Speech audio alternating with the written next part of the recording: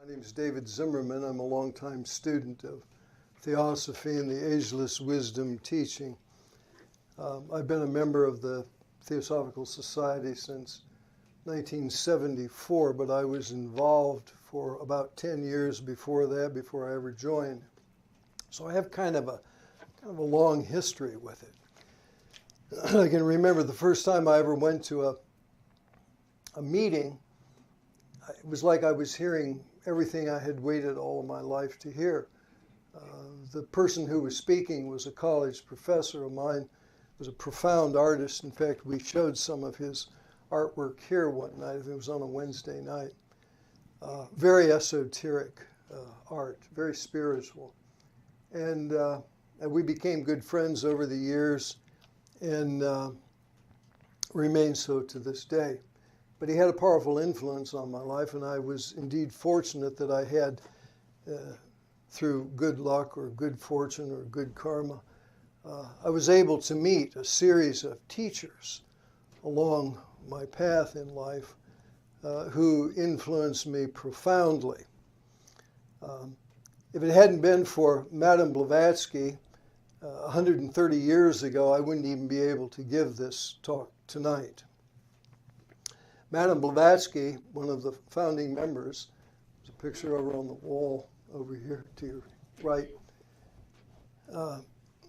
talked about the transmigration of life forms.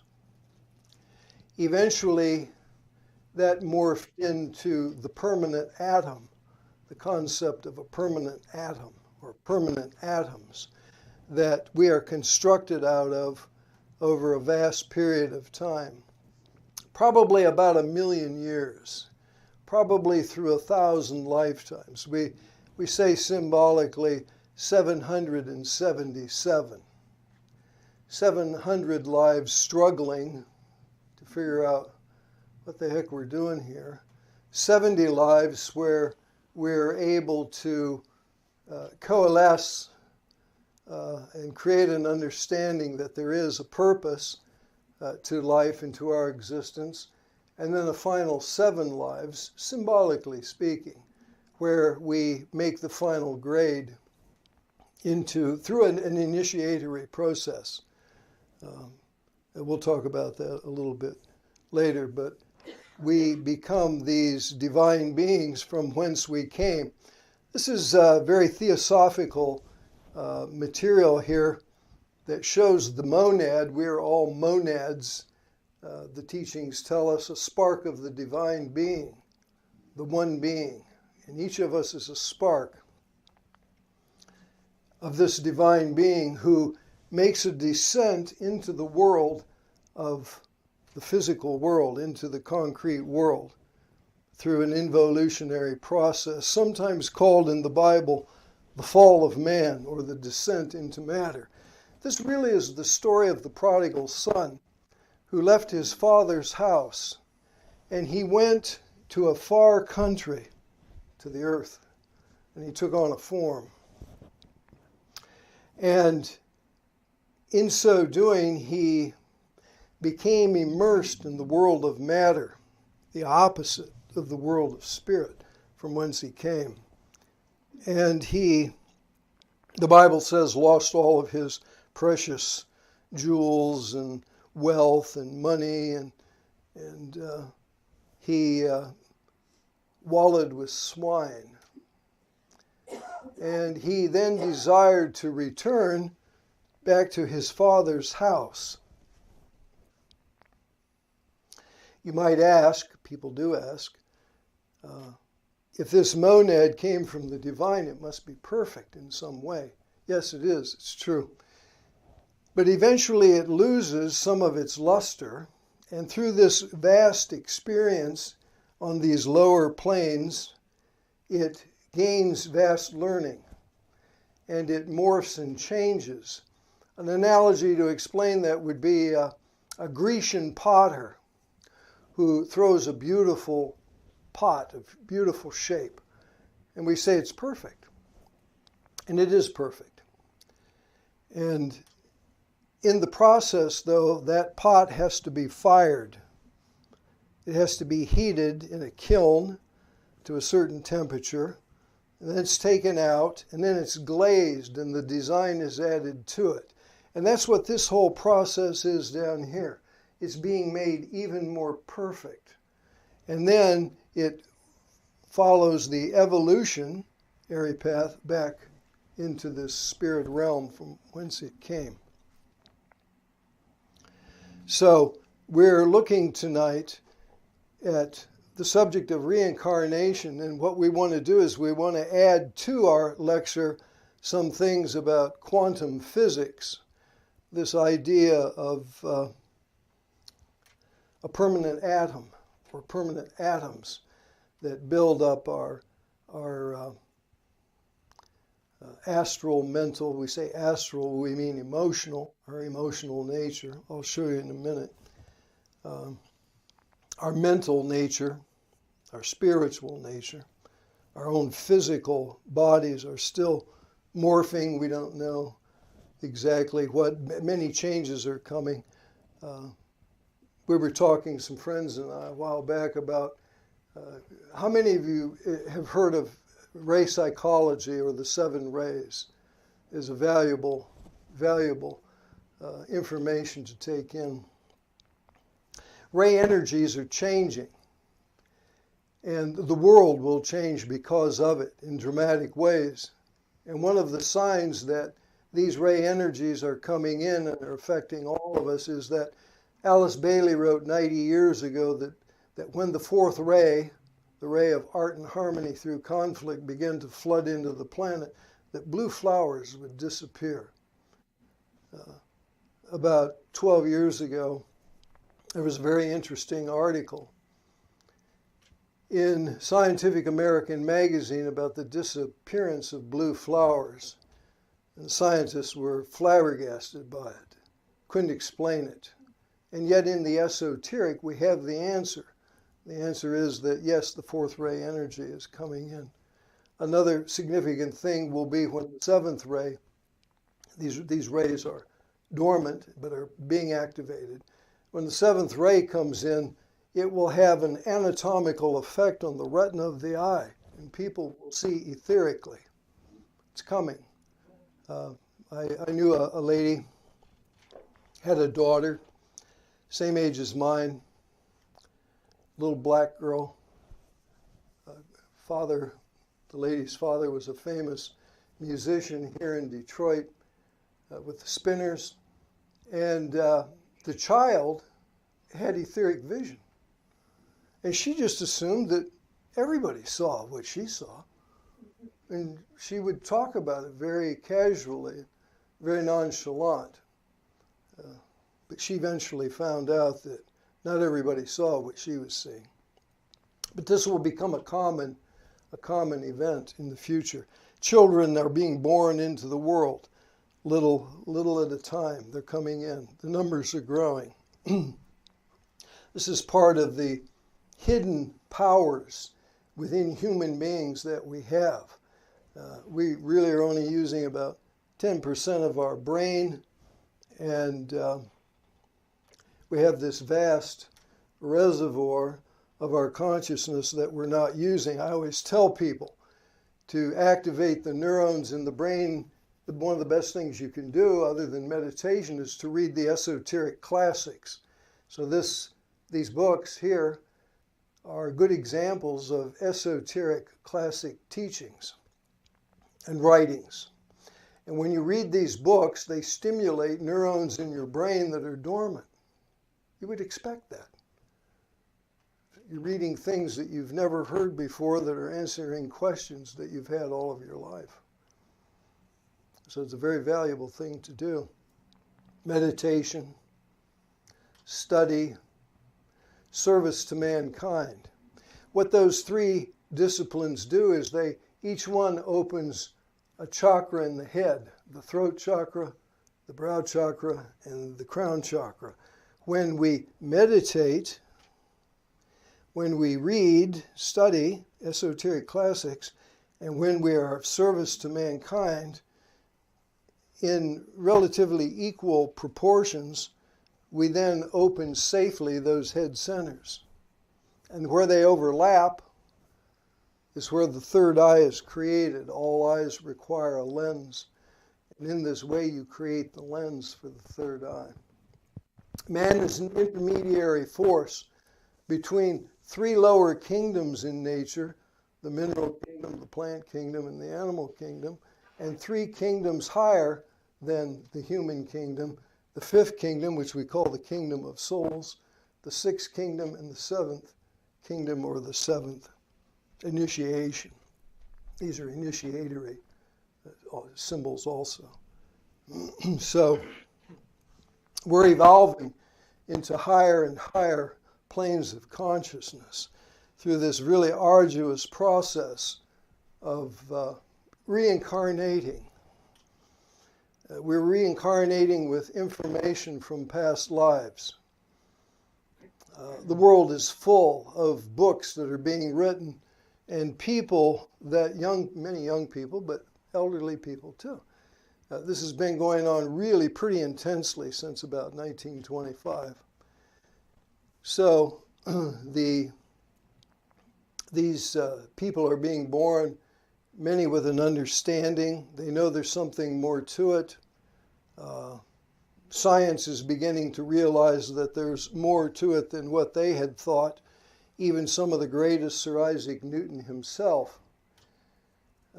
in his discoveries in physics, said at the end of his life, he said, "I seem to have been like a young child on a beach.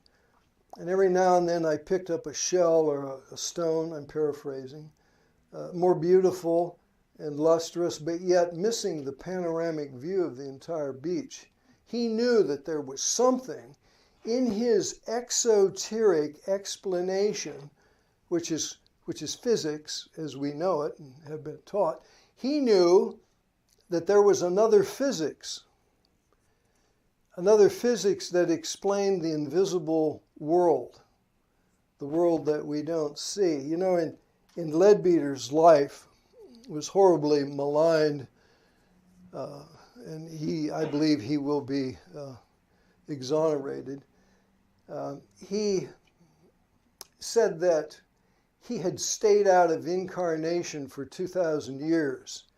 And during that time, in whatever realm he was in, the mental realm, Devachan, somewhere in the higher spiritual worlds, he was able to fashion out of etheric substance, invisible to you and I, a cone-shaped eye, almost horn-like, that came out. You couldn't see it. It was invisible because it was etheric. But it allowed him to look through his third eye into this lens that he had created, and he had created what was really an etheric microscope. And he and that lady on the picture on the wall there, Annie Besant, who was our founder of this lodge in 1916, wrote a book called Occult Chemistry. And what Leadbeater was able to do, because the electron microscope had not been invented, he was able to see the atomic structure of the elements, and he drew them. He drew them out. He was criticized by the world of science. He was criticized by his own people. He, like I said earlier, was maligned, and that happens a lot. Great people are often attacked. And he died in 1934. In 1936, the Germans invented the electron microscope and proved that his observations were correct. That's an amazing thing to think about. That they were able to see into the subtle world and see the atomic structure of the elements. So, Gregor Mendel, in his experiments, 10 years after Blavatsky talked about the transmigration of life forms, Gregor Mendel, in a monastery in Europe, discovered DNA in the vegetable kingdom. He was working with various vegetables and discovered DNA, which, of course, Blavatsky in a roundabout way was talking about, but couldn't really say it because the words didn't even really exist and the science didn't exist. So from the 1880s to the 1890s to today, we're living in a world where there seems to be this bizarre thing going on with the development of quantum physics. The proposition of quantum physics, to simplify it somewhat, is that a particle A, say here on Earth, and particle B over here, perhaps on the moon, or at even greater distances, stars apart, can interact with one another. That if we do something to particle A, particle B will react. If we do something to particle B, particle A will react. What does that mean? Science calls it, one of my favorite words, they call it entanglement. There's entanglement. That those atoms may have been in some way related, influenced by one another a billion years ago. And so they have this connection. The ancients talked about the anima mundi, the etheric web that connects everything in our universe. I think it was Chief Seattle, or it was, who was the other great prophetic Indian chief? Well, anyway, he said that man did not weave the web of life, he is but a strand within it. Whatever he does to the web, he does to himself. And that's what we're talking about tonight. We're talking about quantum physics, how all these things are connected, interrelated. We have entanglement, which if we carried it to its ultimate theosophical conclusion, or one of its conclusions, would imply karma. That there is karma. We have karma with people we meet. People that we instantaneously like, and people that perhaps we instantaneously don't like. We have some sense, some feeling toward these people that is inexplicable, except through perhaps esoteric means, which is what I would say. I can remember being a young kid, and I was in the Army, and I was in the Oakland Army Terminal, and they had these huge doors, gigantic doors, and they would march thousands of troops into this building and then lock the door. And they'd leave you in there. And you'd stay in there for 3 days, and then on the third day, they would unlock the doors, and through an organized system, they would pick so many thousands of people out to go to Vietnam. So I was there, and it was just rows of bunk beds for as far as you could see. The Oakland Army Terminal at that time was the third largest building in the world, and it was built as a warehouse for the Pacific Theater in World War II. It's a massive building, full of GIs at that time. And what most of the young kids did was they had these rows of bunk beds, and you'd get a bunk bed and you'd curl up in the fetal position and lay there until it was time to leave. So on the third day, they announced over the intercom that there was a typhoon in the South China Sea, massive storm, and we couldn't fly out. So we were going to have a 1-day delay. So I decided that rather than to lay in this bed in the fetal position, I would get up and walk around, and I would investigate what was in the building. I had no idea. I knew where the latrine was, and that was about it. So I got up and I walked along the side. There was a corridor. And I came up on a room and I heard billiard balls clicking in the room. And I always liked to play pool when I was a kid. And so I walked up to the doorway, and there were 6 guys in there. I was the 7th. And the minute I stepped foot through that doorway, I knew who would live and who would die. I felt like I had known these guys all of my life. It was an overwhelming feeling. The guy that I felt least close to, because he was such a loving, kind, I knew all this. I knew things about each one of them. 20 years old. They accepted me into their group. Like I was one of them. I was them, they were me, we were all connected. As fate would have it, all 7 of us, no, one didn't. 6 of us, 6 of the 7 wound up in the 4th Infantry Division in completely different units, except the guy that I felt least close to. He went with me. 10 months, let me say this correctly. About 3 months after we were in country, the first guy who I thought would die was a blonde-haired Italian kid named Rocco Luciano. And he was killed. There's a memorial in Manhattan that a group of veterans built to him. My buddy Bill in Long Island showed me the article in the New York Times Magazine, must have been 35 years ago. This article about Rocco Luciano was one of the names on this little monument they'd built in Manhattan. 10 months went by and I was out in the jungle, and the platoon sergeant, or the first sergeant, told me I could go on R&R. It's just a very radical change, believe me, from my circumstance at that time.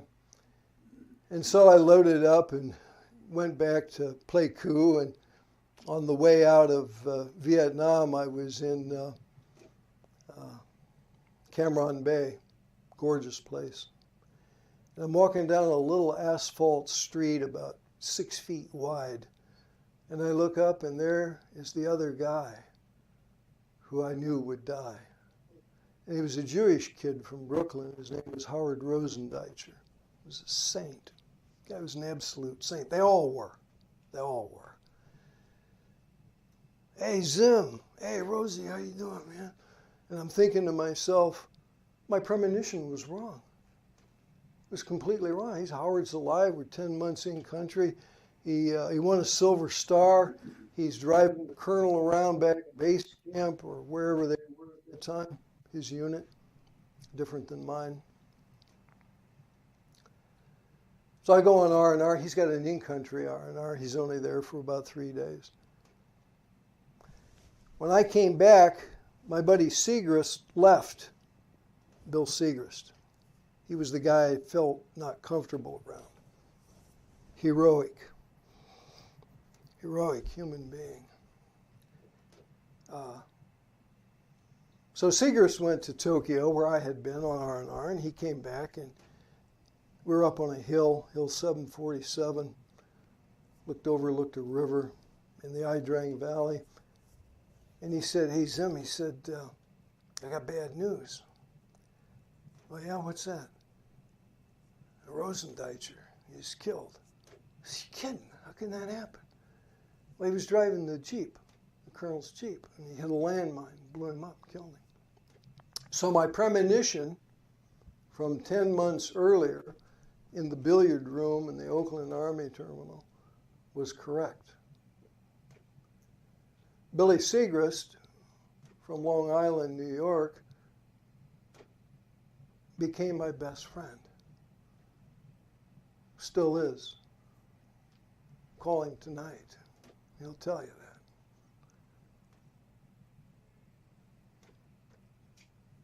These things happen. They seem on the surface to be inexplicable, but they really aren't.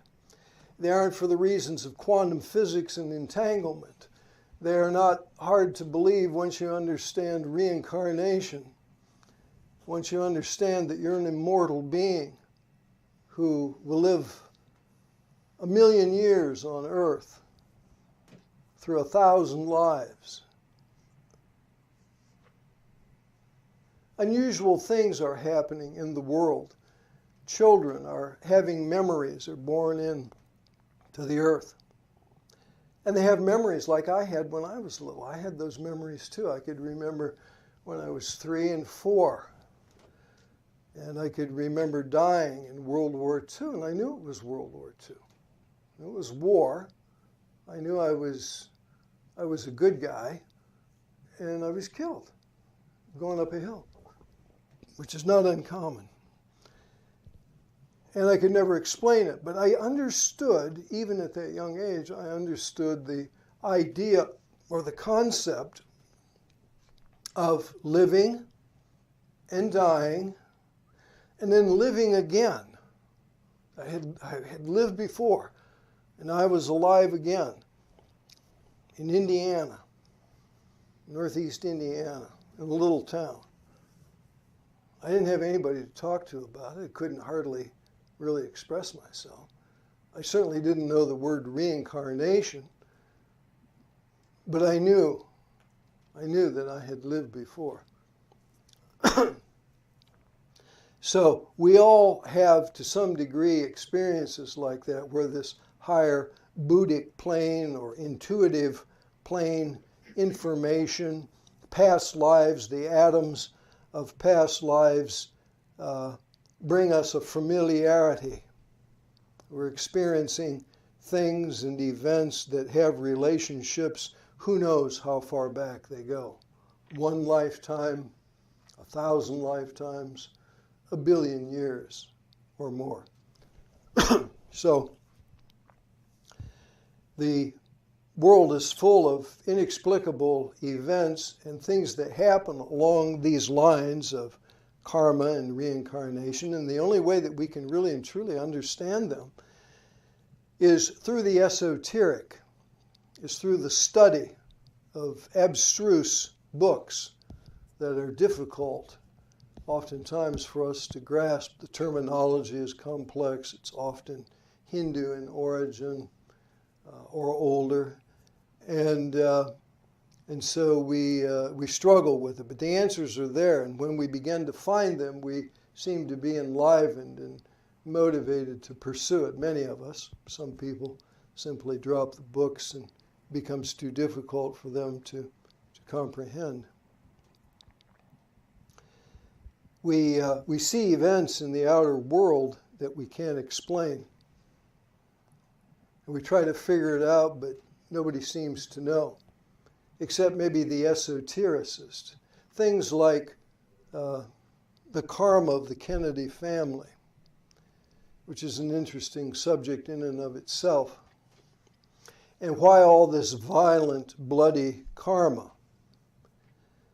And so we need to employ in our understanding systems of understanding that will help us get our arms around the issue at hand. And one of the things that we see with the Kennedy family is that there was a violent, bloody karma that extended back to Rome, to ancient Rome. And many of those Kennedys were, not all of them, many, were Roman Caesars who were guilty of violent karma, coupled with the karma of the Catholic Church, which also had a very violent period which they identified with and took on a certain karma of the Catholic Church. Spanish Inquisition would come into consideration here. Not even talking about crimes against humanity and the exploitation of children and pedophilia. We're not even talking about that. So the Kennedy family, except for Rose, they had a very violent karma. Joe Jr., who, old senior Joe, wanted to be president and was killed on a secret mission in an airplane packed with explosives somewhere around England, over the ocean, blew up, inexplicable accident. Nothing left. Nothing could be found. Bobby Kennedy, you know the stories. So they're all there. And all of this interaction of these people and this violent karma is immense. We showed a video here that I had helped produce in England on the horoscope of John F. Kennedy Jr. some night. We should show that, maybe on a Friday night. Did we show it on a Wednesday night? I believe so. Yeah, extraordinary. Through astrology, which is one of the ways of knowing, but it's esoteric astrology, it's a different astrology. But it makes sense of all of this entanglement and this karma that we carry with us in these events from life to life. There's a lady here tonight in the front row who started reading the writings of Madame Blavatsky 40 years ago, was it? 40 years ago. And had never been here. And her friend, a very lovely lady, Aloma Mirza, talked to her at 5 o'clock this evening and told her about tonight's lecture, and she came. An interesting kind of synchronicity there. We talked a little bit before we started tonight about this synchronistic event.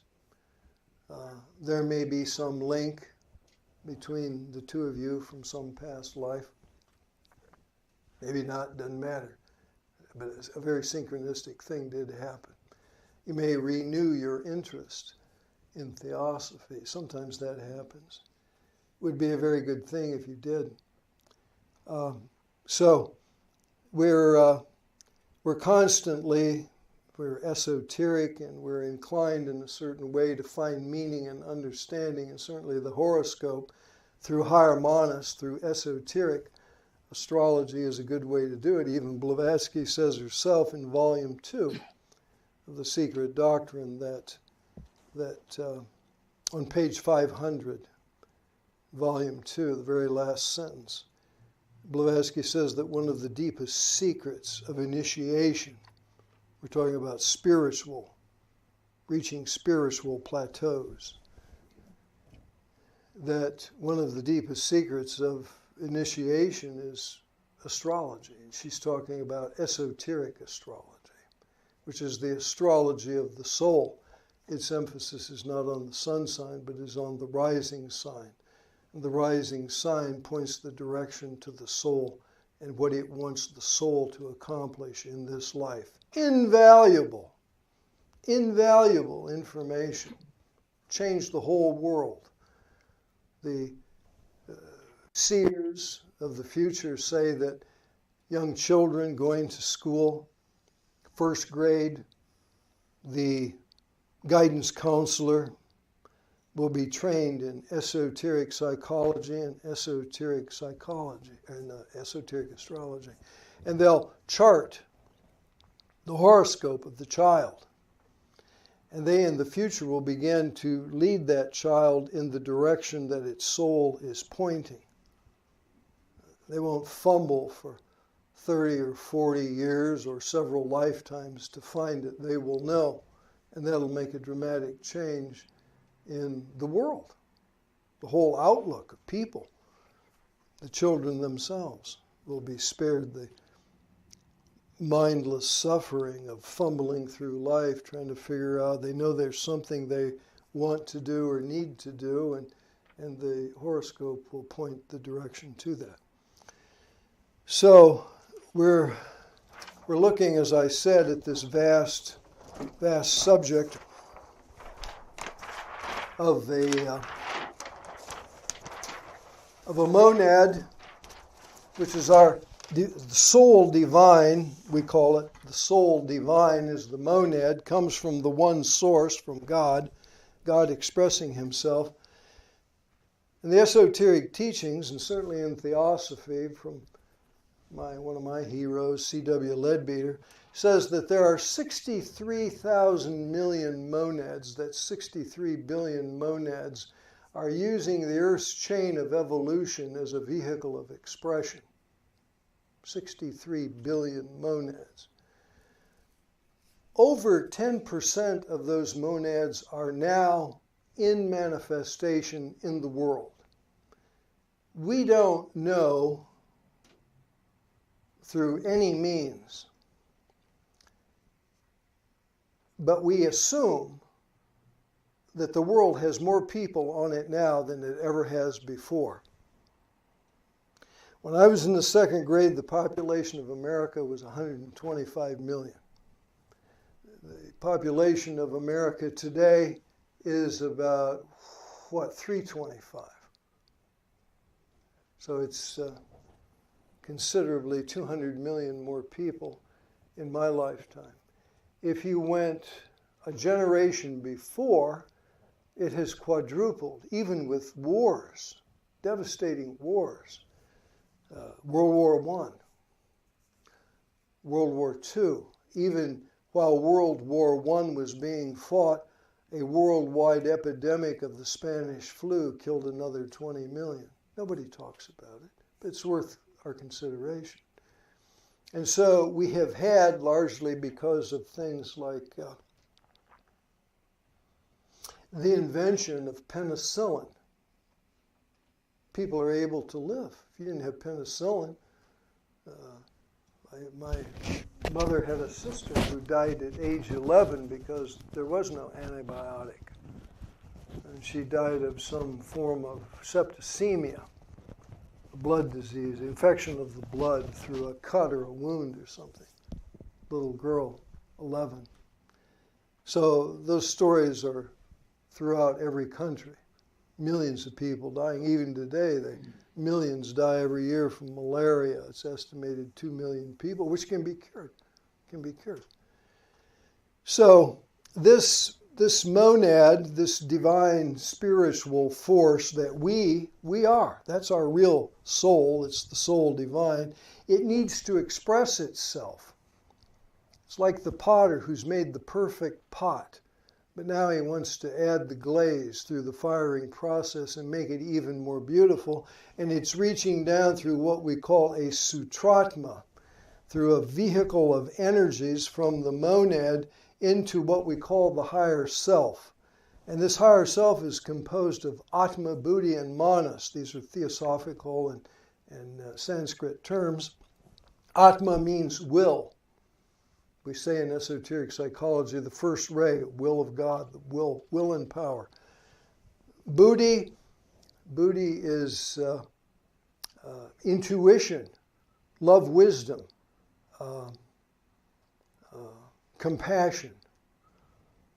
Manas is mental plane, and by this we mean higher mental, not lower mental, higher mental.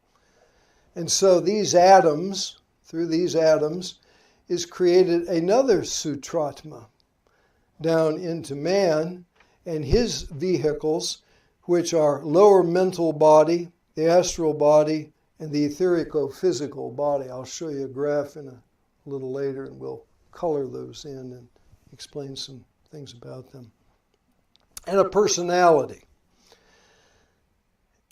And we say in the psychology, esoteric psychology, we say, well, there's really more to it than just that, because there's this thing called the soul. So when you go to college and you study psychology, they say, yes, you're a product of your heredity and you're a product of your environment. And we say there's a third factor, which sometimes we reduce down to the letter S, meaning soul. Your soul being. You're this product of this divine outpouring of the one being who wants to express itself through many levels of the world, through planes of consciousness, through the atmic plane, the Buddhic plane, monastic plane, down into the physical world. And through this process, we carry with us these atoms. These atoms of Atma, Buddhi, and Manas are also expressed in some lower forms of the lower mental, the astral, which is emotional, the emotional body of mankind, and the etherico-physical. One of the really bizarre things that's happening in the world, these are new teachings. There aren't any books written on them. I thought about writing a book. But there are strange things that are happening in the world. And one of the things that's happening is this. because there are so many people incarnated in the world at this time, and they produce an astral or emotional effluent energy. I'm watching TV, I'm watching the football game, I'm watching the basketball game, I'm getting all worked up about it. I go to a movie and I get all excited about that because it's the way, the types of movies that Hollywood makes. We go to sporting events. The Romans knew this. In the Colosseum, they knew this, that this audience of people screaming and yelling through this effluent of energy up into the atmosphere where it could be used by angelic forces, both good and evil. And they knew it. The Romans knew that. We don't know that, but we will eventually learn that. So this astral effluent, with an increased population on the planet of 7 billion, is producing tremendous energy. And it's energizing the astral body of the earth, because as you and I have a physical body, we also have an astral body, we have a mental body, and this astral body of our earth is expanding. Is that perfect? So we say that human beings are composite beings. They have a system of 7 chakras or psychic centers. We all pretty much know about that. But this body, this astral body, has part of our aura is surrounding us.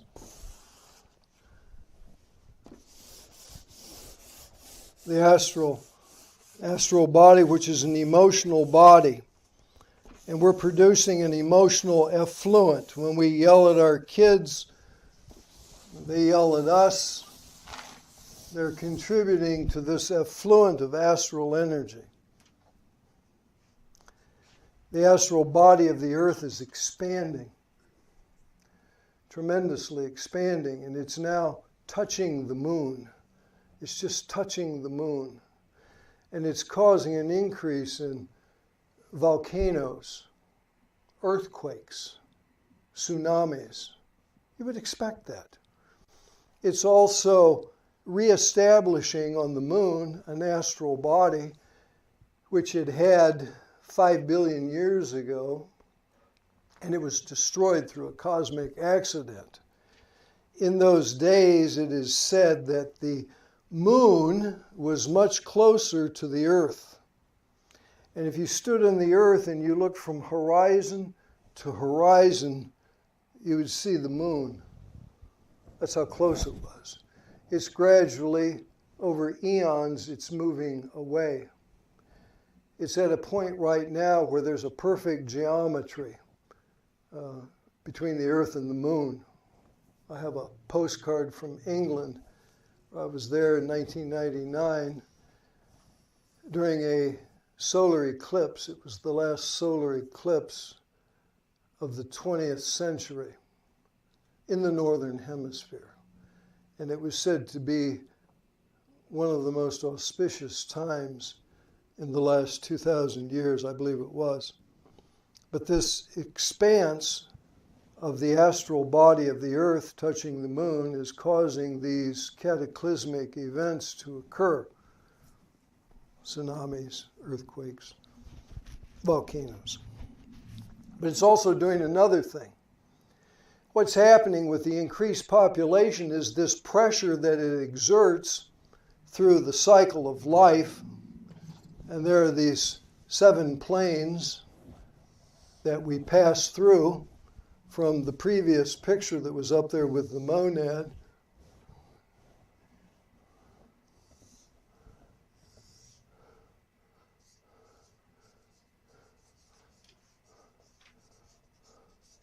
Physical world.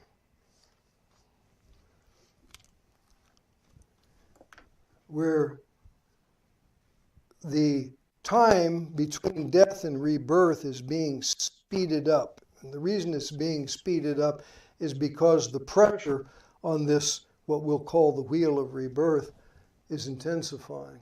And so the souls that might normally take 1,000 years before they come back into incarnation, there are incidents all over the world.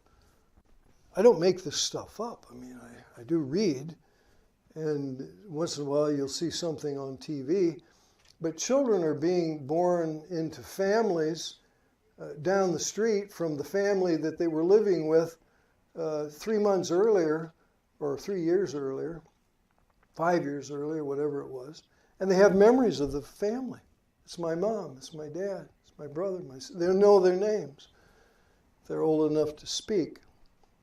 So this whole cycle is speeding up. Nobody's talking about it.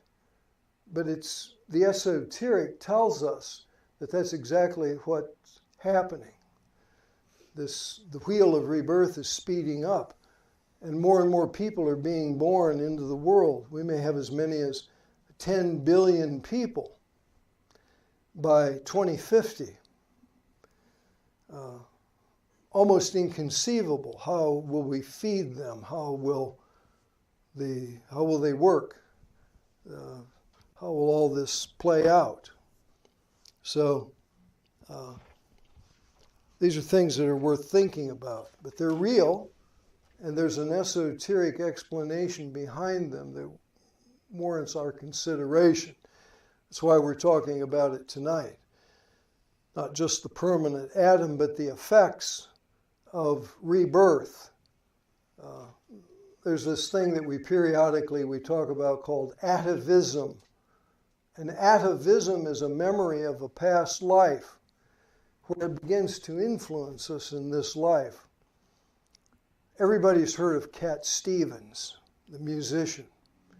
And he was very successful, English singer, musician. Wrote cool songs. Everybody loved Cat Stevens. And all of a sudden one day he woke up and he said, I ain't doing that anymore. I'm going to be a Sufi. Where did that come from? Well, that's the way atavism works. It's the memory of past lives. It's the atoms of Atma, Buddhi, and Manas. It's the atoms of the lower plane of the physical, reincarnating physical, emotional, mental atoms are reincarnating with a memory that's recorded in them. And that's the whole basis of what I'm drawing here for you, this structure of a human being who has this astral body that is interpenetrated with a etheric body. It's an etheric body. It extends out, who knows to what distance, as far as the universe, the ends of the universe. It's part of the structure of the universe. And so we have this memory of these lives, and periodically they surface through what I just mentioned was atavism. Atavism, a memory of a past life. Sometimes children, advanced souls, children will play games. They'll play a series of games throughout their childhood, and the games will morph, or whatever the quality of it is, and they will be expressing experiences from previous lives. And it ain't just cowboys and Indians. It's living out and acting out a whole childhood of something of maybe the period during which Robin Hood existed, and acting out with the bows and the arrows and the English story of Robin Hood. And it could be deemed, could be understood to be a product of a life that child had during that period in time.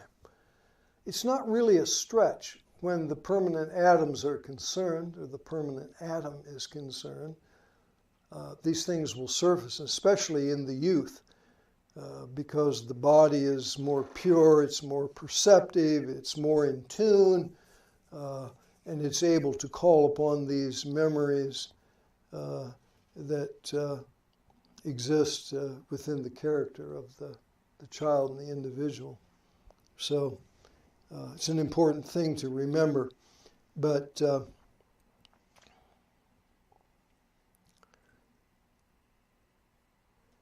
speeding up of this cycle of birth and death, these souls, when they pass, they can go to great heights in this cycle, and some will not go quite as high through the higher planes of manifestation, and some only into the lower planes.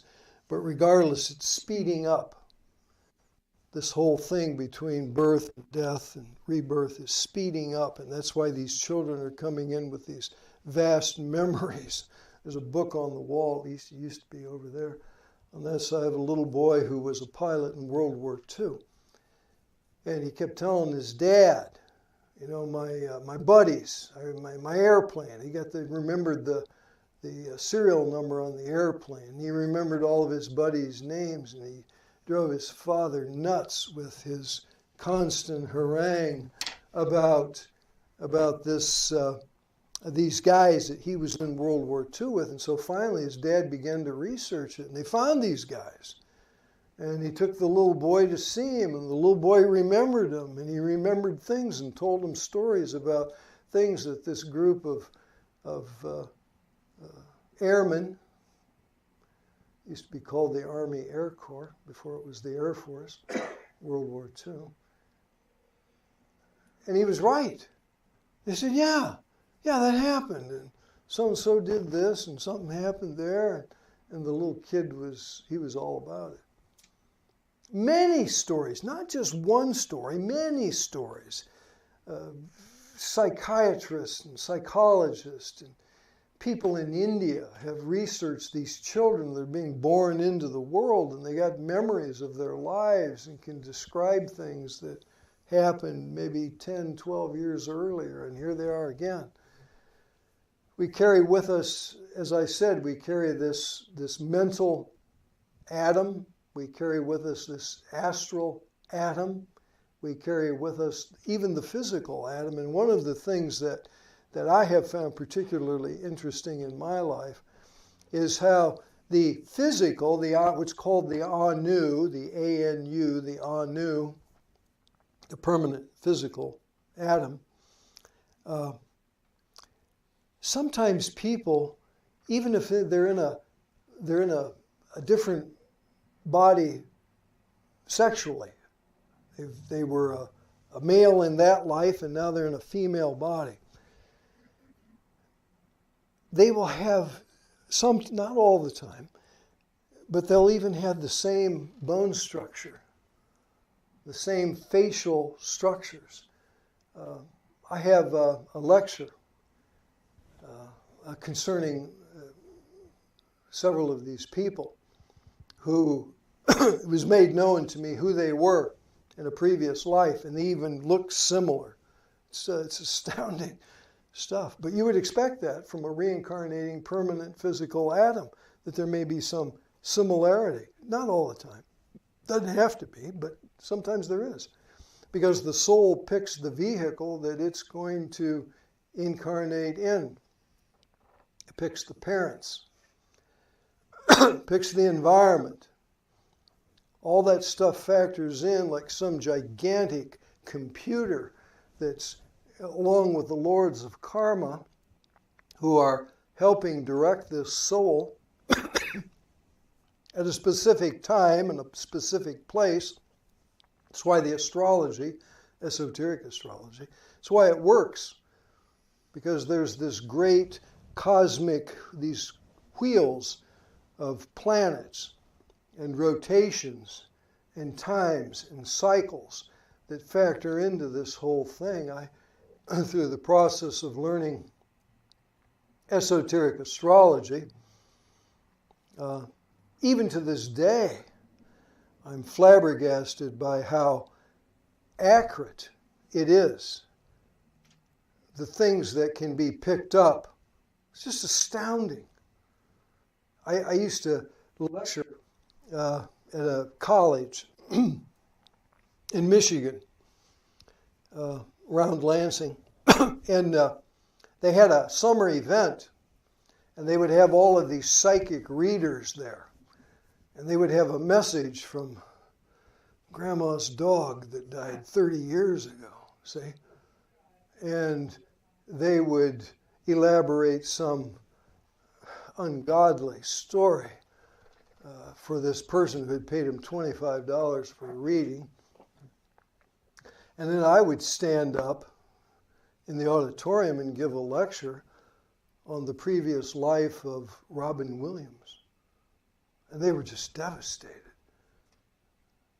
that I would give this lecture to them about Robin Williams' previous life, in which he was also a comedian. And he was in the body of a black comedian at the turn of the century whose name was Burt Williams. W.C. Fields said that Burt Williams was the funniest man I ever saw and the saddest man I ever knew. And they used to say that exact same thing about Robin Williams. He was the funniest man you ever saw and the saddest man you ever knew. Not just because of that is there this connection between these two people,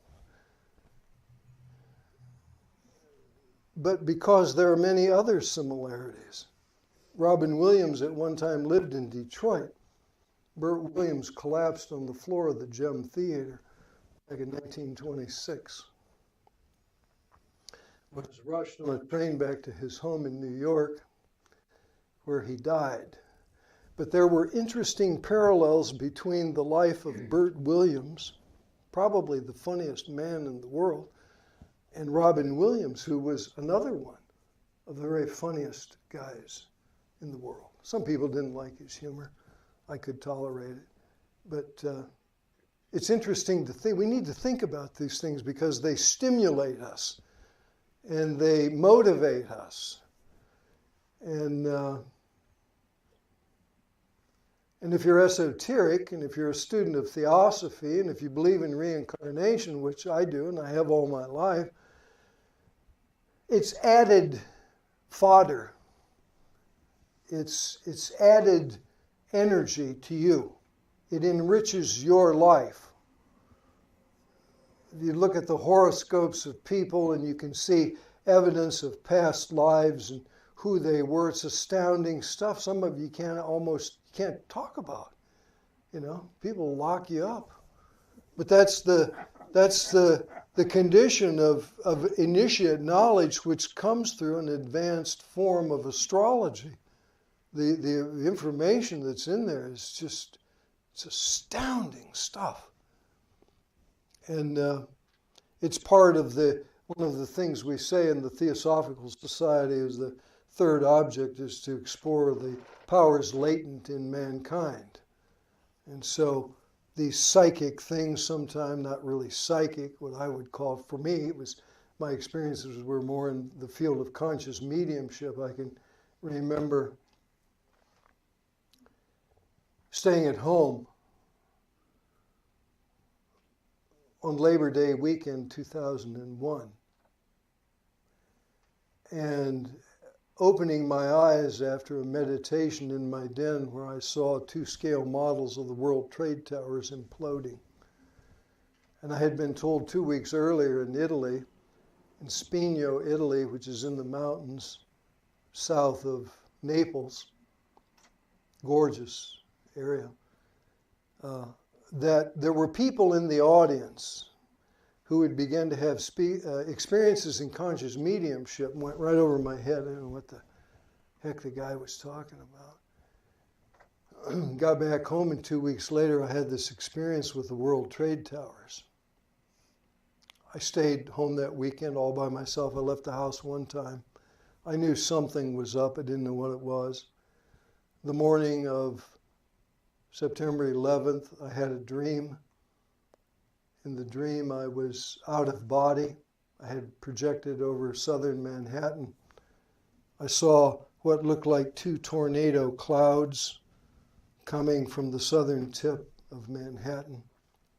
I zoomed in with my astral vision, my astral eyes, and I saw the destruction that had just taken place, and it wasn't 2 tornadoes.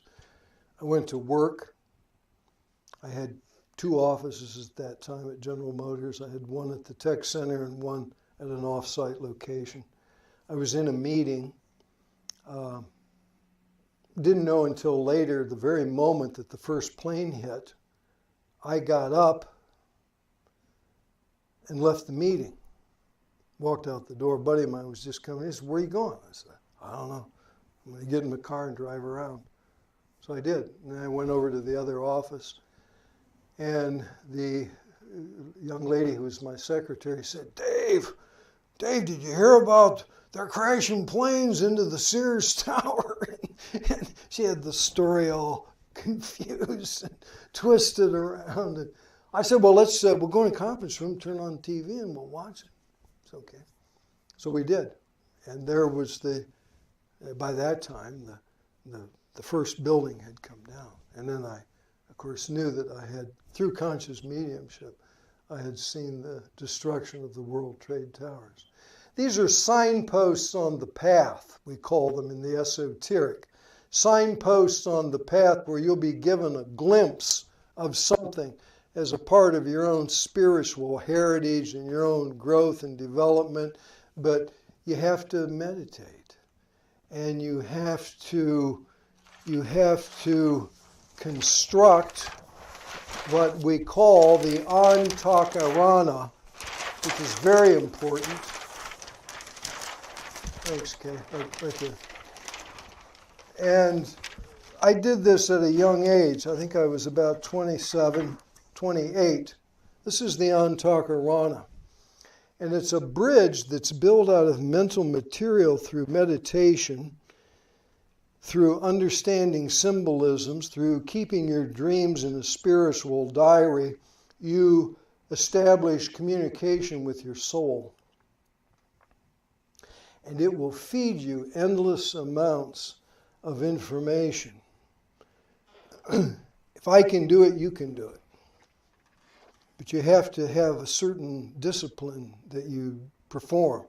And that's keeping that spiritual diary, writing them down. I always tell people, write it down. You'll forget. It'll evaporate. You won't remember it. Write it down. And so when we do that, and when we meditate, and again, when we're of service, we've done 3 things.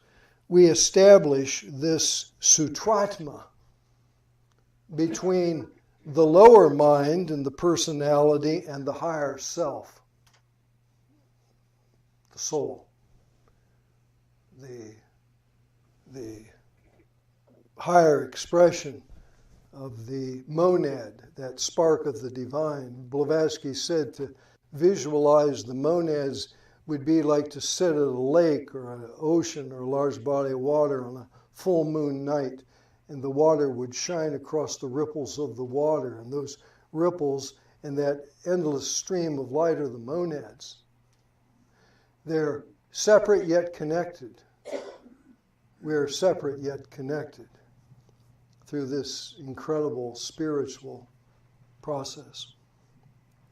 Now, I've gone just about an hour. I'll take some questions.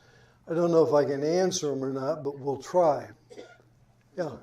Permanent atom again? Mm-hmm. What that is? Just kind of get that. Yeah.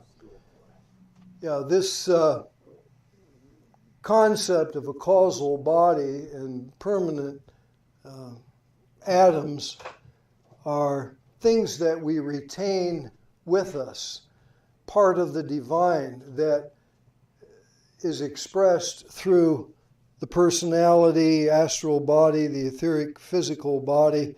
This is a lower, an inverted triangle.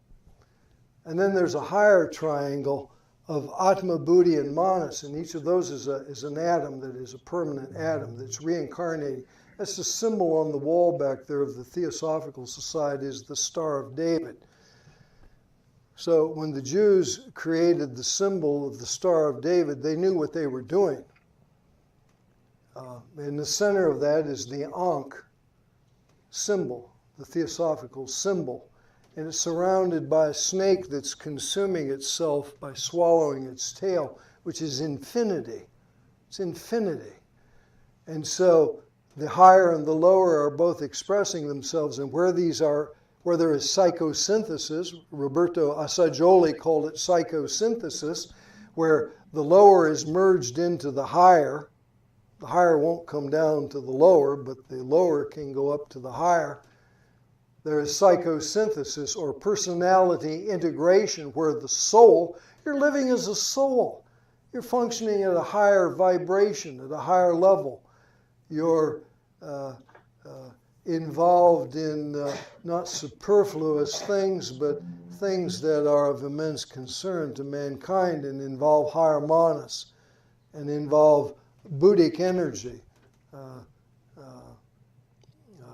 compassion, love, wisdom, where I say the second ray, love, wisdom, in esoteric psychology.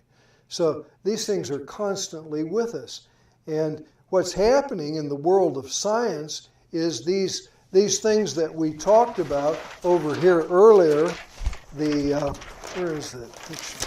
The etherico-physical body, the astral body, the mental body, those energies, those particles, those atoms are 1,000,000 times smaller than the nitrogen atom. And what's happening is a similar thing that happened to Leadbeater in the 1930s. He saw that stuff, and they laughed at him. And then the Germans invented, 2 years after he died, the electron microscope and said, hey, wait a minute, the guy was right, here it is. And his drawings that he drew, the atomic structure of the chemical elements, were proven correct. And what's happening in quantum physics is the quantum physics involves not the physical world of Newtonian physics, that's the physics of Newton, but the physics of quantum are these worlds. And these atoms are 1,000,000,000 times smaller than the nitrogen atom. And they're discovering it, and they don't know what it is. Einstein said they emit fuzz. Well, fuzz is this. This is the aura. That's the fuzz that Einstein, they all emit a fuzz. And they carry with you through incarnation to incarnation. And that's the entanglement, right? Yeah, those atoms are entangled. Yeah, when I walked in that pool room in the Oakland Army Terminal, and those 6 guys were in there, and I felt this tremendous love, Buddhic. It was the Buddhic plane thing of compassion for these 6 guys who I'd never saw before in my life, and it was like I knew everything about them. And I knew who was going to live, and I knew who was going to die, and I was right. And it took 10 months for it to play itself out. And through some freak coincidence, I ran into Howard Rosendeitcher at Cameron Bay that was on a 3-day R&R. And a week later, he was dead. See? So we have these connections and this entanglement. Yeah, that really helps me pull it together pretty well. Yeah. Yeah, it's a great word. What a great word. It's powerful stuff, you know. That was always one of the concerns of people like Blavatsky and other high initiate people, was that they knew that the day would come where quantum physics, you couldn't talk about it. It didn't exist then. You know, it was after she died, and then Max Planck and Niels Bohr and Einstein and all those guys came upon this idea of quantum physics. But it's the physics of the astral etheric mental worlds. Dark matter. Dark matter is astral matter. Dark energy is mental matter. And they're finding it. The event horizon around a black hole. What is the event? The event horizon is where those planets and stars are dematerializing. Blavatsky said in her writings 140 years ago, 130 years ago, the world, she said, is already dematerializing. It's beginning faintly to move into an etheric from whence it came, into an etheric realm on the evolutionary arc. It's worth consideration. It'll take millions of years for it to happen. Randy? Can you explain how or why a human soul cannot reincarnate into an animal soul? Because I know there's some sort of misinformation out there. Yeah, it's called the transmigration of souls. And it's different than the transmigration of life forms. But in the transmigration of forms, there were certain Buddhist groups primarily who believed that you would move, it defies nature. You may live a degenerate life. You may have atoms in your being that were degenerative, but you're not going to reincarnate as a cat or a dog. You will still be a human being. There is involution and there is evolution. I remember being down at Thibodeau's bookstore one day, and a guy was there, and people would come in, I think more so in the past maybe than now, and people would sit around and they would talk, and so one of the young guys was there, and he was talking about good and evil. How can good and evil, how can that exist? And how do you explain all that? And I said, well, quite simply, I don't think Robert does either, believe in necessarily good and evil. But what we should believe in is we should believe in involution, evolving from the flame divine, the monad, is taking form, the prodigal son, and he's moving into the material world. That's involution. And the true evolution, and we're just past the halfway point in the Earth's evolution. So we're now really truly in the stage of spiritual evolution, where we're beginning to go back to the Father's house, and symbolically speaking, as the allegory goes. But animals, they said for 50,000 years there were no animals live under a group soul concept. And if the animal does some human-like thing, saves the life of a human being, sacrifices itself, it may be eligible for a human soul. And they said that only recently, the teachings say, are people now, animals, certain members of the animal kingdom, eligible for a human soul. It's a long, immense process, and arduous. Anywhere you read in mythology stories of great journeys, great trials, Hercules, what was his name in the Odyssey, Homer's Odyssey? Ulysses. So in the story of Ulysses, all of these incredible events that he had to go through, and if you take that story and you look at it from the esoteric perspective, it's a similar story to the story of the prodigal son, because it's about taking a journey, a long journey, and then returning home. And that's the short and the quick of the whole thing. And that's what we're all doing, whether we realize it or not. Just because you don't realize it or you don't believe it, it doesn't mean that it isn't true. It will be true to you at a later stage in some future life when your awareness is enriched and enhanced. Any other questions? Yeah. Can you say the esoteric Mm-hmm. astrology, can that help you? You said it would help you give you information about your soul, maybe where Your purpose, in your journey. Yeah, it's different than mundane astrology. Mundane astrology is the astrology of the personality. Esoteric astrology is the astrology of the soul. Esoteric astrology is concerned with the rising sign. Mundane astrology is concerned with the sun sign. Big difference. Big difference. There are arguments. The thing that I have found that has been so amazing, you can go on the internet, and Facebook is full of these people who are supposedly they're esoteric astrologers. And what I have found is those people are mixing mundane astrology, which is what they grew up with, and they're trying to mix it in with the esoteric. In esoteric astrology, the astrologer is able to look at an aspect. He or she is able to look at an aspect and create a sentence. I've demonstrated it here a number of times. It's not our subject tonight, but those symbols are also energies that exist in the cosmos. And I'll do it again.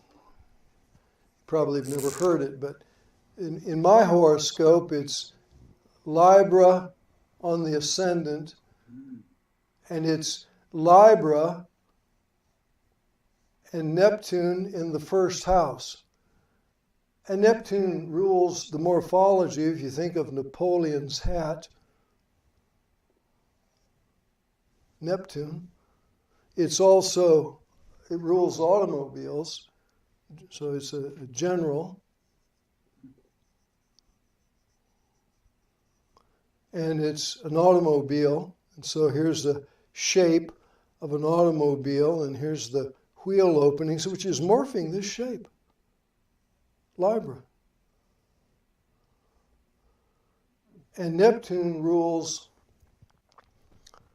things like many things. I just point out the most obvious because it's a wonderful way to explain it, is things that are cheesy or grease-like or clay. And so here's Dave, moi, and it rules designing. And so my career was designing automobiles for General Motors.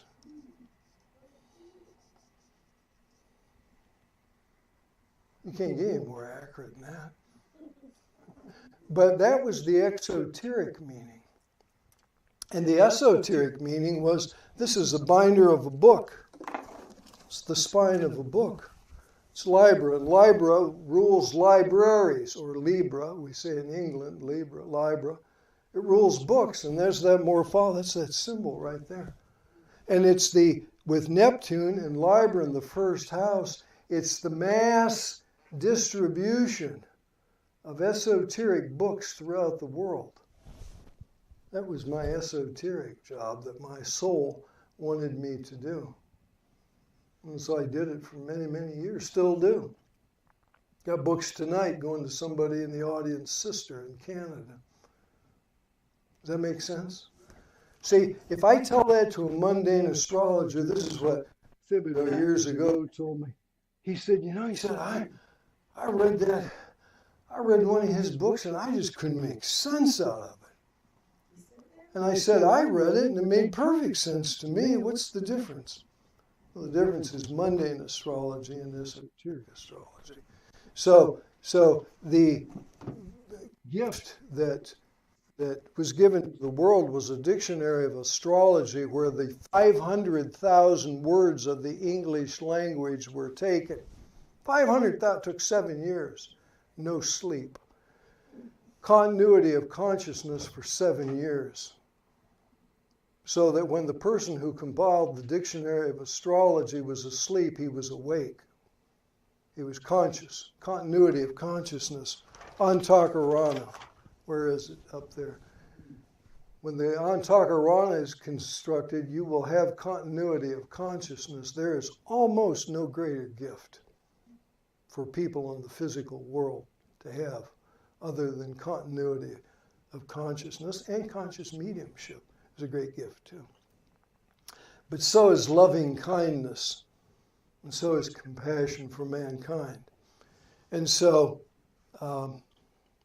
this book of astrology, of the aspects, every word in the English language, 500,000 words were given an astrological aspect.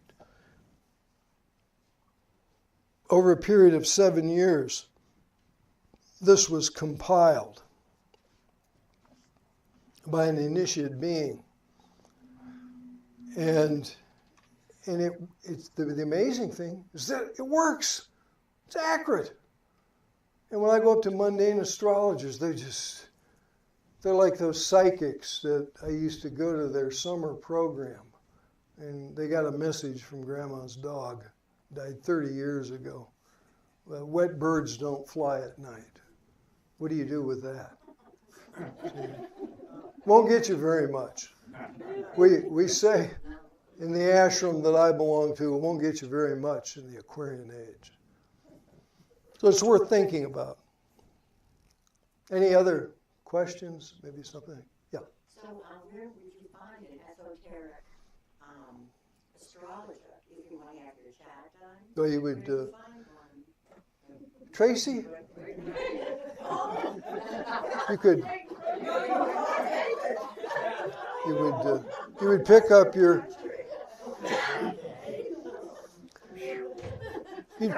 You'd pick up your telephone and dial my number.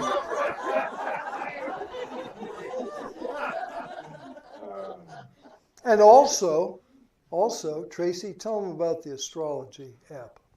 Oh, there's a new app that's out. Astro Key. I didn't bring my phone. Astral Key, yeah. You can go online and You can get an app. online. It's on your phone, so it's a phone app for smartphones, either Android or Apple. And it's Astral Key, so you got to plug in. And you can plug in CG Astro Key. CG. You can buy the app for $9.99. You can punch in your birth. It's the only thing in the world like it. And it's esoteric. And it will give you, it'll give you your chart. It'll give you all your aspects, all of the houses. It'll give you your sun sign, your rising sign, your moon sign. And you can ask it questions. Took You need to know the date of your birth, you need to know the place, and you need to know the time of your birth. the correct time. The correct time. No guessing. Esoteric, No guessing. Don't. Astrological reading, you have to have the time of your birth within 5 minutes. Yeah, 4 or 5 minutes, yeah. Yeah. We say 5, it's really 4. Changes every 4 minutes, but there's a slight overlap. And David's got some great books too that you can get that help teach you about Mm-hmm. the Yeah. esoteric astrology and Right. symbols. It's a sacred science, and it's said that the astrology is the highest manas available to mankind at this time, and I believe it. It's the highest mental plane information out there in the esoteric world. It will give birth in the Aquarian age to religions of orientation. Think of what that means. Religions of orientation. Religions of your orientation to the one being through astrology, through your higher self. Every age has new religions. Christianity is only 2,000 years old. It's dying. It's dying. So are all the other religions. They're dying too. And new religions will come in. There'll be religions, it's prophesied, that will be based on ecology, greening of the planet, restoring health to the planet. People are looking for answers, and the answers are the questions are complex, and they require a new perspective, a new physics, quantum physics, where these invisible worlds that Theosophists have talked about and proven, this is proven now by quantum physics. The writings of Blavatsky are proven correct. The observations of C.W. Leadbeater are proven correct. So it's a lot to think about. I know there's a lot of stuff, but yeah, who's the lady? You had a question. I'll get to all of you. Just I was wondering if there's a reason for the increase of souls being reincarnated and increased population of the planet. Yeah. and is there There's 63 billion souls, divine monads, that are seeking expression on the Earth's chain of evolution. A little over 10% are now in physical bodies. There have never been this many people before. And it's exerting a pressure in the outer worlds. It's affecting the astral body of the Earth, which is affecting the astral body of the moon, because the astral body of the Earth now touches the moon. And in a way, the moon is older than the Earth. The Earth was not, the moon was not created out of the Earth that they teach in science. Blavatsky says that it is much, much older than the Earth. And the civilizations of Earth once lived on the moon, the early civilizations on the moon, and the moon was destroyed by a cosmic accident in the Secret Doctrine. Read the Secret Doctrine. I don't make this up. So the moon was destroyed, but it had acted as a protector to the Earth when the Earth was young and was forming. And it was much closer. As I said earlier, it extended the moon from horizon to horizon. Was this gigantic moon. And it protected, like a mother would protect her child. The moon was protecting the Earth from cosmic bombardment. Blavatsky says that monads by the boatful came from the moon through an immense being who is the planetary logos, who has a name. Sanat Kumara, we know his name. And other things came from other planetary evolutions, like Venus. That symbol in the middle of the Theosophical emblem there on the wall is the Ankh. The Egyptians called it the Ankh, but it's also the symbol, astrological symbol of Venus. And that the Venusians, the planet Venus is 50 million years ahead of us in its evolution. And it's from Venus that these Manasaputras, sons of mind, came to Earth. It's the story that all the aliens, flying saucer guys are talking about. These beings came in and interbred with the females, the evolving females on the planet. And that happened at the astral and etheric levels. And one of those points of entry was Easter Island. It still exists. And when the psychic primitive people came to Easter Island to settle it, they saw images of these immense beings, these Manasaputras, and they built these stone carvings, paying homage, because they were clairvoyant and they could see into the other realms. They could see the astral wraith of the Manasaputras, who 22 million years ago came to Earth. It's interesting how this mythology of the flying saucer guys and the higher being, spacemen, intermarrying, but it has a basis in truth. And the truth is found in the esoteric teachings. It's worth thinking about. Somebody else had a question? There were several people. Yeah. As I wanted to ask about souls being incarnated on different planes or different planets. Yeah. Yeah. The ones. Yeah, we're not the only planet that has human life or has any life. That there's life that's invisible, that exists. One of the great stories, misunderstood, you would expect that, was the life story of Krishnamurti, who C.W. Leadbeater, the great theosophical clairvoyant, probably the greatest clairvoyant who ever lived, maligned, horribly maligned by non-initiate people in the society, said that he saw Krishnamurti in a field, and the boy was a blaze of light. And he knew that this child, who had an immense aura, was a gifted child. And he later discovered that this gifted child had been a soul in another system that was a product of the star Alcyone. And you can look that up. Yeah.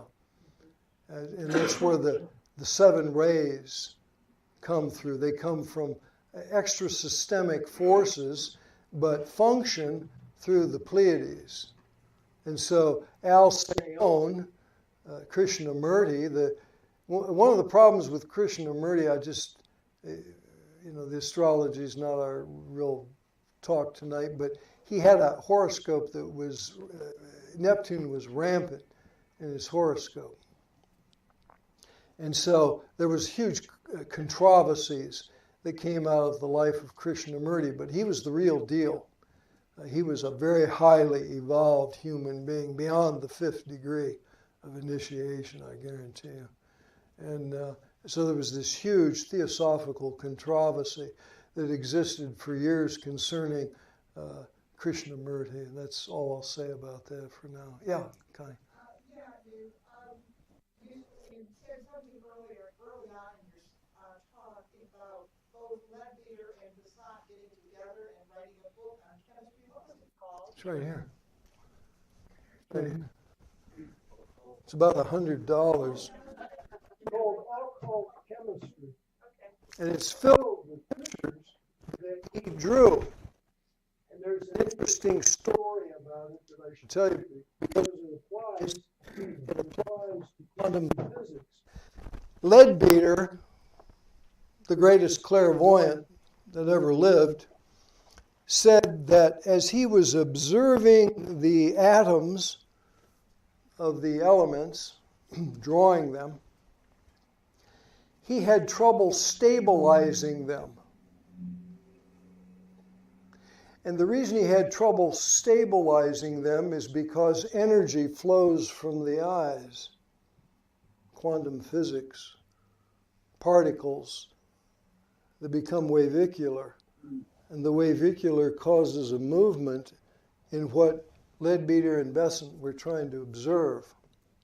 And so he said he had trouble stabilizing the atoms because as he looked at them, they began to be influenced by the energy that flowed from his eyes. And one of the great mysteries of art and art appreciation is that if the artist, even if he isn't, he or she is pouring their energy into that art. And when you and I come along and we look at it, we're receiving that energy back to us, quantum physics. It's influencing us. We had a beautiful display of very esoteric art here on the Wednesday night. I mentioned it earlier. We should do that on a Friday night.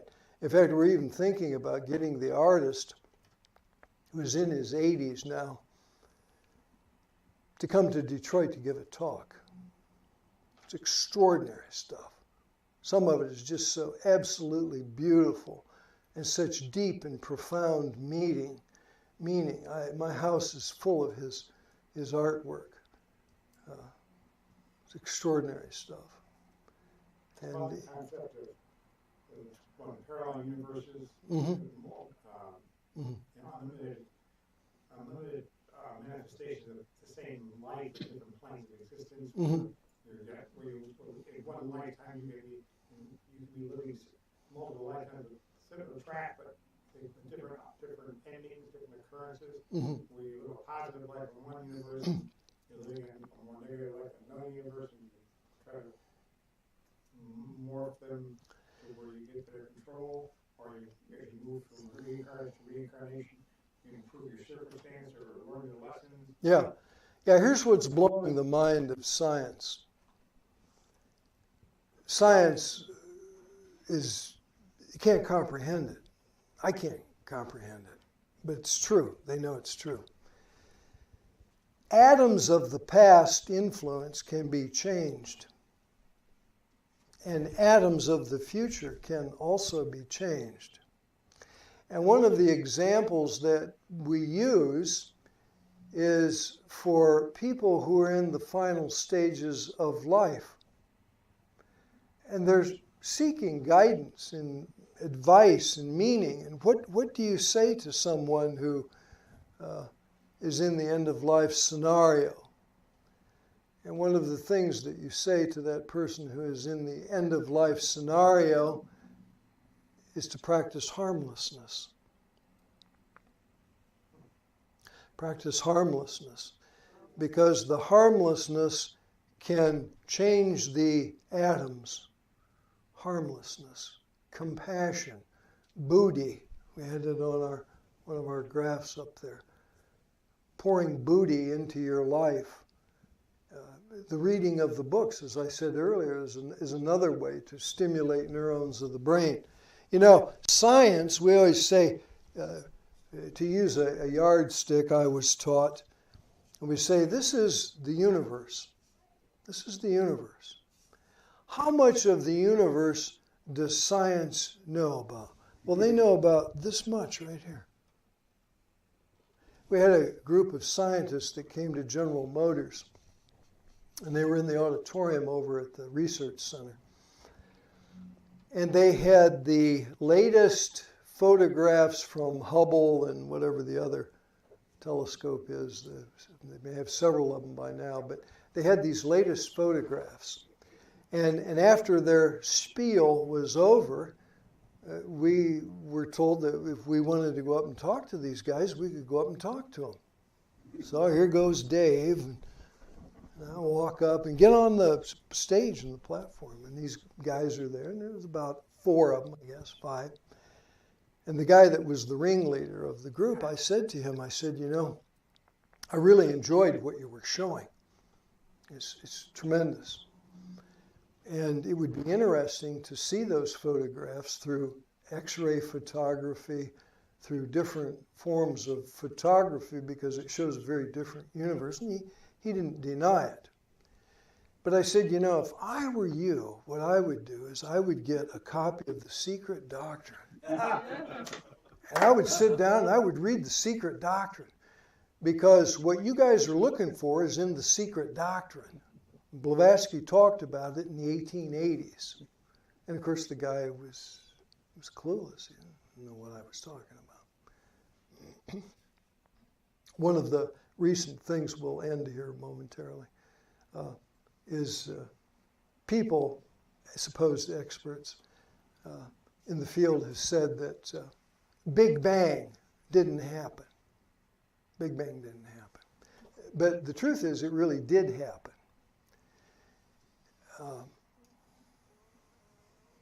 Big Bang was an initiatory experience in the consciousness of the immense being who we vaguely call God. And when you have an experience of enlightenment, you will see this explosion of light in the head.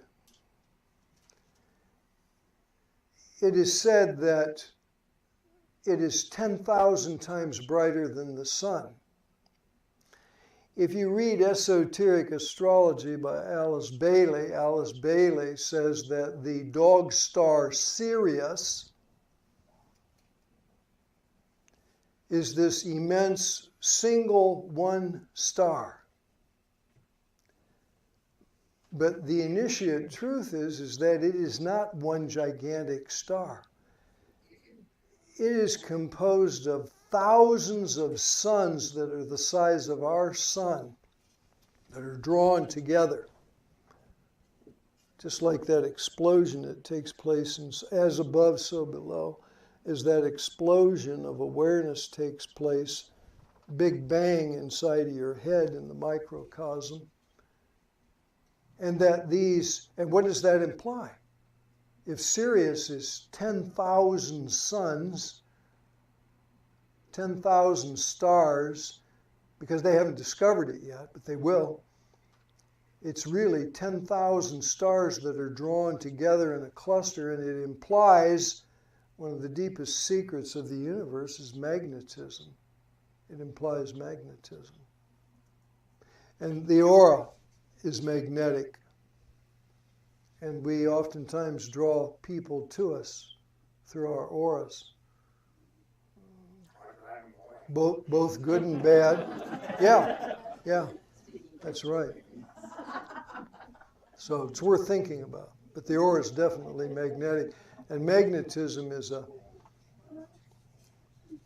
one of the deep mysteries of this whole story. We hit on a little bit of it tonight. I have a PowerPoint of this material, which Randy and I were talking earlier. Randy Olson, stand up, Randy, so they know who you are. He's our techno guy, and he does a really good job of it. And we're hoping that we can get a big screen that will drop down like in a theater, and we can get a projector, and we can hook it up to our computer, and we can give some absolutely glorious PowerPoint lectures. I got about 40 of them. I was going to bring it tonight, but I realized the television screen is not really a good venue for the audience. It's okay for the camera to pick it up, maybe, but it's not, people, I've done it in the past, here. And if you don't have a big screen, then the guy in the back row, he can't see it. It causes problems. So are there any questions before we close for the evening? Yeah. You had talked about etheric vision. Yeah. And I was wondering what would be seen in that circumstance on light. The etheric body would be seen. The etheric worlds would be seen. There was a man. I don't know if I can get my hands on it or not. His name was George Delaware. And he was a genius, lived in England, in Oxford, England, and he had invented a camera in the early 50s, after World War II, that would photograph the etheric body of plants and human beings. I've seen the photographs, and they're just extraordinary beyond belief. There may be somebody else who's invented something now that can do that. And I'm not talking about aura photography. That ain't it. I'm talking about real, true, etheric. Tracy? What? Yeah. Well, Kirlian, I believe, is cold emission. It's cold emission. It's not true etheric. But it's kind of similar. But this camera that George Delaware invented, he also had a device, we're going to get one made here pretty soon, that you could send in a spot of blood, and they would take this small box, it's like when you're at the bank and you sign your name, on the little pad, and it's got the pencil with the wire coming. Well, this was a similar thing, and you would take this pencil, like the stylist, and you'd rub it over that spot of blood, and it would give you the most unbelievable, accurate assessment of your health that you could ever imagine. You didn't have to go to medical school to do it. The machine did the work for you, and it was accurate. And it was used for many, many years. George Delaware died, and friends of his, of course, also moved on. There is a machine in Florida, and one of my hopes and wishes is to raise enough money. I've got a guy who's an expert in electrical machinery and gadgetry that can recreate it. And this could be a tremendous resource for alternative medicine, because it gives the frequency of the spot of blood and identifies the illness, and it's worth millions, believe me, millions, absolutely. There was another question.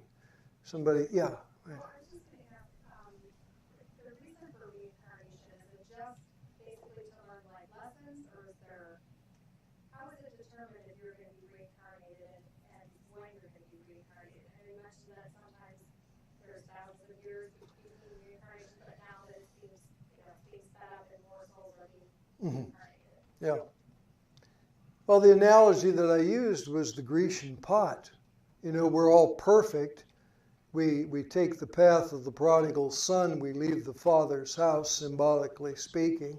We're this spark of God within us called the higher self, or the soul, is a reflection of the monad, which is the true divine, soul divine. And we go through this process of experiencing life on these different planes. Now we're on the physical plane, but once we were on the mental, and a mental globe. Before the earth was formed, it had a mental globe, and then it evolved and changed into an astral or emotional globe, and then it became a third thing. It became an etheric globe, which is probably the real story of the Garden of Eden, was this etheric world. And then the globe solidified into a physical, concrete globe that we know and think that this is all there really is, but it's only part of the story. And as I said earlier, the world, according to Blavatsky, and I believe it can be proven through a number of ways, it's in just slightly past the nada of the fourth globe, which is the physical globe. The Hopi Indians talk about it in their teachings. And so it's starting to dematerialize. And you say, well, how would you prove that? And you say, well, world records in the Olympics are broken almost every 4 years. But it's not just human beings. See, the argument would be, well, they get better equipment. Well, yeah, it's true. But it's happening in the animal kingdom with horse racing and dog racing, that they're breaking these records. And if you're becoming less physical, you wouldn't know it. You wouldn't know it. Everything would seem the same, but it would be easy if you were less physical, maybe to break a record. You say less mass. Less mass, exactly. That's the secret, less mass. It's like when people die. One of the problems you have is that you go into the astral world. And a huge problem existed after World War II, where soldiers had been shooting at one another and they were killed. And when you die, it's quite common that people think they're still alive. And so what was happening in World War II was these guys were being killed, and they would enter into the astral world and they'd still be shooting at one another. And so after the war had ended, advanced disciples, part of their training, and because they were competent in the astral world, they went into the astral world and they'd see the havoc that was going on in the astral world, and they'd tell these soldiers, hey, stop it. You guys are dead, and you need to move on. You need to move on. I know that sounds way out, but if you're esoteric and you understand the existence of these subtle worlds that we talked about tonight, about reincarnating atoms and this great cycle of life from involution to evolution and returning back, it carries a lot of weight. Yeah, Mike. So when it comes to that, like becoming less physical, Mm-hmm. I know Rupert Sheldrake talked about one of the issues in science being that the speed of light is a fixed math equation rather than something that fluctuates. Because he's like, well, if you look at it from almost every experiment that they test the speed of light, it always has slight differences. And some of them, I think mostly during like World War II, like was notable difference, like from one spot to the other. So he was always kind of baffled as a, I guess, somewhat science mind of why don't we actually measure the like gravity that's actually affecting us? Yeah. You know, as if it was like It's a great comment. light is not the fastest thing in the universe. We have to dispel that myth immediately. What may be the fastest thing in the universe, what I believe, is that scientists already know that the universe is expanding faster than the speed of light. It's undeniable. They know it. Einstein said that as man's consciousness expands, the universe expands. He's right. We're living in a mental universe. And it's, of course, it's spiritual also. It has its spiritual significance. But it's composed of many things. The astral etheric energies that we talked tonight, and the reincarnating permanent atom concept is important, part of that. But if mental energy, I believe, is faster than the speed of light, and scientists have proven, as I said very early in this talk tonight, particle A and particle B can be affected by one another. If I do something to particle A over here, and I'm at the opposite end of the solar system or the universe, and I can see that same effect in particle B. And it's boggling the minds of scientists. But if you believe in what the things we've talked about tonight, about everything being connected through webs perhaps of consciousness, not just etheric webs, that makes a hell of a lot of sense. Yeah. One thing going through my mind when you made mention of this, why should we be concerned about the expanding reincarnation? Because, You mentioned it earlier in your yeah. Why should we be concerned about, what was the... Why you said nobody's looking at it, nobody's, Yeah. you know. Well, it's esoteric. Esoteric means secret, hidden, known only to a few. Okay. So there's only a few, the Christs and the Buddhas of the world, who know about that stuff, and some of their disciples. You may have had Adams in a previous life that lived at the time of Jesus or at the time of Buddha. I mean, these are real things, and there are people. There are people in the world. You know, they used to give the old analogy, they went to a costume party and 3 guys showed up dressed as Napoleon because they all thought that maybe they were Napoleon reincarnated. But it may not be far-fetched to assume that those 3 people may have served under Napoleon, and they had some radionic influence from the life of Napoleon, who was a powerful character in the time that he lived, that we know about historically, and that their permanent atoms of mental astral energy have picked up on that. Cat Stevens, I used that example earlier. Great, I love the guy's music, and all of a sudden woke up one day and decided he was a Middle Eastern Sufi. See? And then that passed after 30 years of wasted time and energy, and now he's back to being a musician again. It's called Atavism. It's where the past life affects this life. A child, Yehudi Menuhin, the great Yehudi Menuhin, he was 3 years old, and the rabbi, for his birthday, he bought him this little plastic violin, and Yehudi grabbed the violin, and it made a terrible sound. And he threw it down. His father was holding him. He threw it down on the ground. His father said, "Why did you do that?" He said, "Because it would not sing." Yes. See, he knew what that violin was supposed to do. And a little boy here in West Bloomfield or somewhere plays the drums. He's 5. Been playing the drums since he was 2 or 3.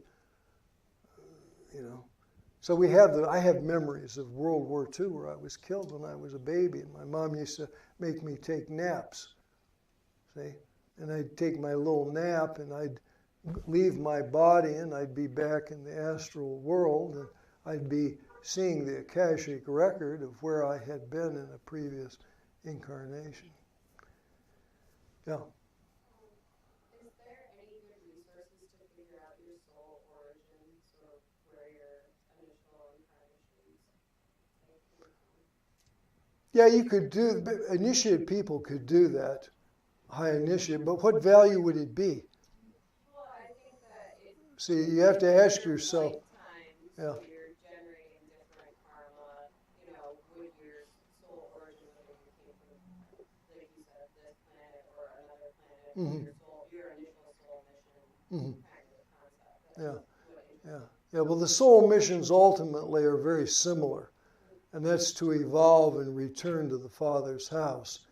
So it's like Alcyone, Krishnamurti, on a distant star in the universe, incarnated on the earth plane.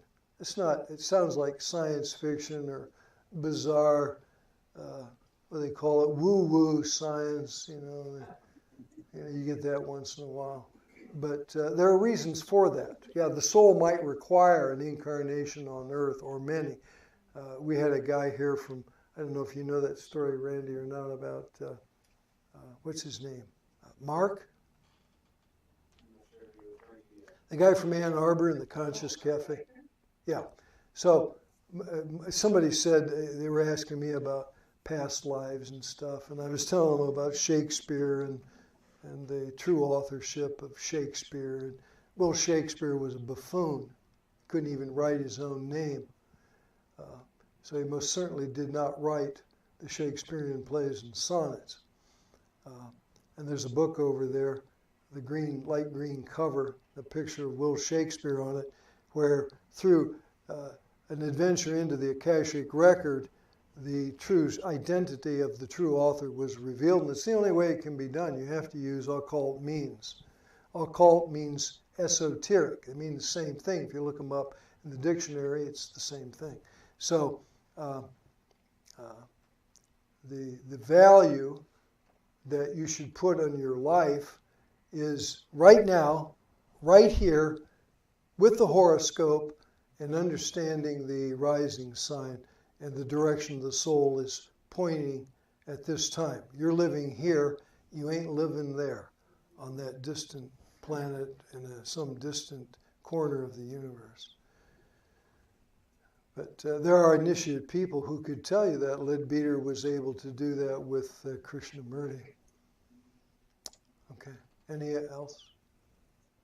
Oh, yeah. Go ahead. Okay. Yeah, good seeing you, buddy. The Roman Colosseum. Yeah. Yeah. In sports Yeah. events, 2 months or something, and you see intensity. Yeah, you said something about they understood. Yeah. But we don't. And right now, but we will.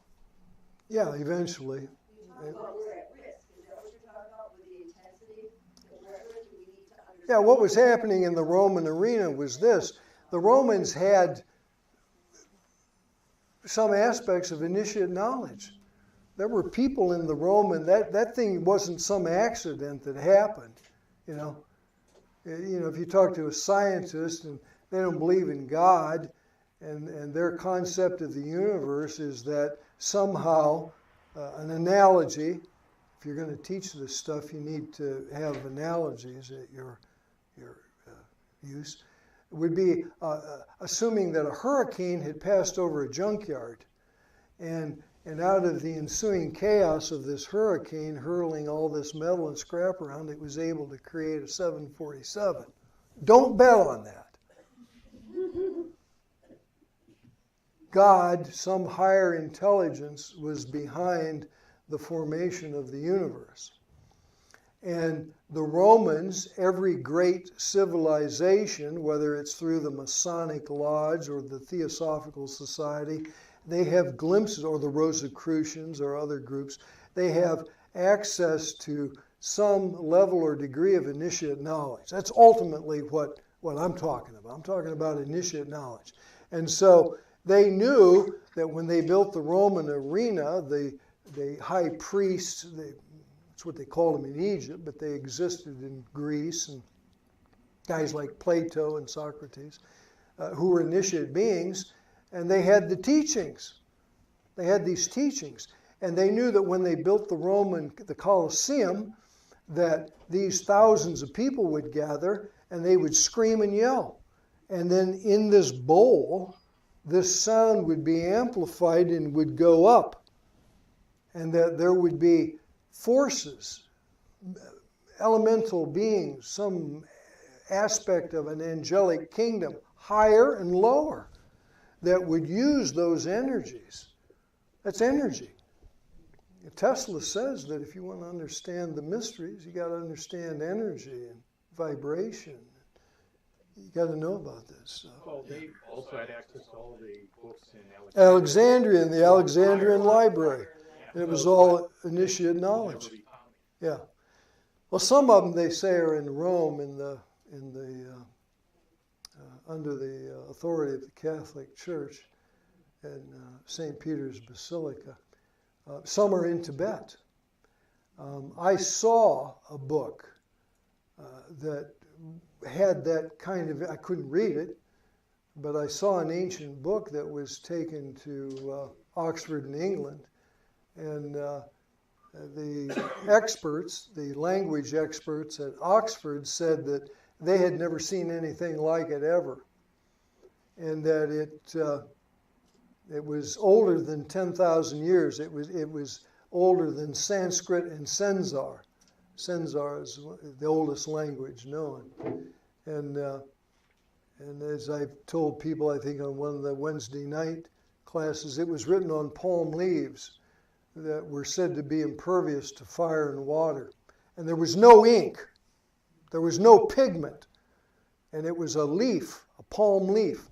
And a object like a butter knife or a blunt pencil was pushed into the surface of that palm leaf, and you could read it perfectly. It's called intaglio. Any artist who knows anything about printmaking. And the light from the ceiling would read down, and it would cast highlights and shadows. And you could see just the most bizarre symbols. I remember one of the symbols that was on this book, and it was a book that read like this. Only it was about that wide. It was about as wide as that, but that long. And it was about that high. And it had perfect holes drilled through it. And it had a silk cord that wound through it. And it was a gift that Dwal Kul, if you read Alice Bailey, Dwal Kul had given to the Dalai Lama to give to a friend of mine who was an elderly man in South Africa. And you could read this book, and one of the words or symbols was this. I can still see it just as clear as day because it was the most abstruse looking thing that I think I'd ever. It was a language, some ancient language. That book could have been 200,000 years old, and it was, as I said, it was impervious. It was unaffected by fire. You couldn't burn it. It was unaffected by water. You couldn't destroy it. The fibers of the book. We're thinking about. There's stuff like that.